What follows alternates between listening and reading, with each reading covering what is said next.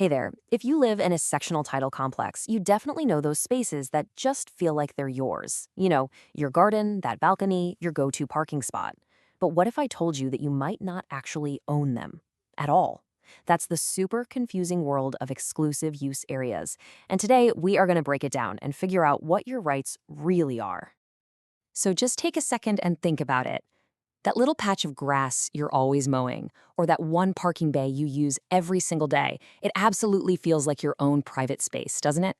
Well, in the eyes of the law, the answer is way more complicated. And believe me, getting it wrong can turn into a huge, expensive problem. All right, Section 1, your private space. Or is it? We're about to jump right into that gap between what feels like your property and what the law says it is. You see, in sectional title living, that line between what's private and what's common property, it's like a legal minefield. A lot of the areas that seem totally private are actually common property, just with a special label. They're legally defined as exclusive use areas, or EUAs, and understanding that difference is absolutely crucial.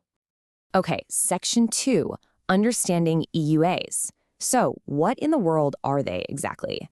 So here it is, the official definition.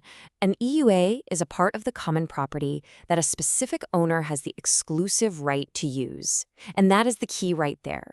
You don't own it the way you own your apartment. You have a legally protected right to use it, and nobody else in the entire scheme does.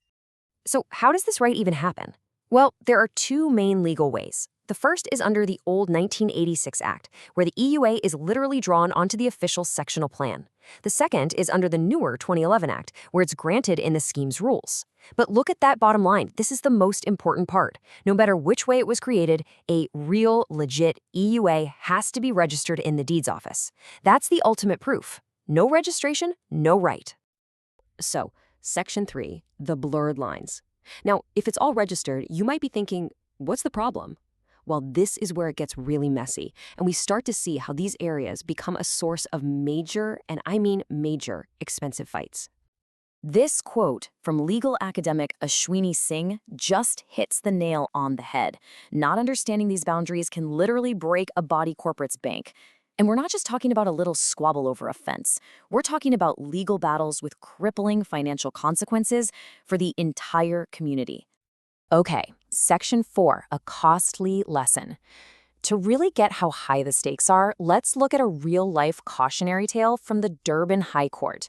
It's a perfect example of what happens when a body corporate ignores expert advice. So here's how it all went down. First, the claim.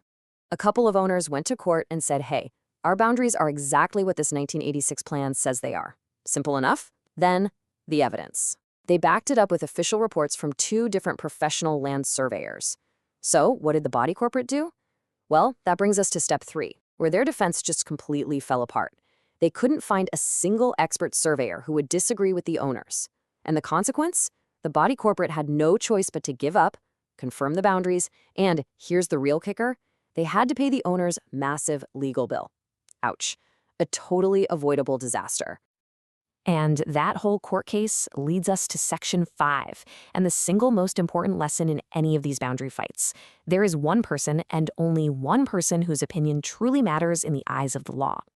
And that person is the professional land surveyor. Under the Geomatics Profession Act, they are the only people legally allowed to provide an expert opinion on where a boundary is. A trustee, a managing agent, even another owner who's lived there for 40 years, the law is clear. Their opinion just doesn't count in a legal fight. Only the surveyor's does, period. And just let this one sink in. The law is so clear on this that, as this quote shows, not even an attorney can replace the surveyor. A lawyer can argue your case in court, sure, but they can't provide the expert evidence. Only a surveyor's report, based on those official registered plans, can do that. All right, let's move on to Section 6, trespassers beware. So we've defined the boundaries, we know who the expert is, but what happens when someone just knowingly crosses those lines? Let's talk consequences. I mean, it's a super frustrating situation, right? We can all picture it. A neighbor just keeps using your parking bay, or their kids are always playing in your designated garden. Do you have any real power to make them stop? Well, the answer is a huge, resounding yes.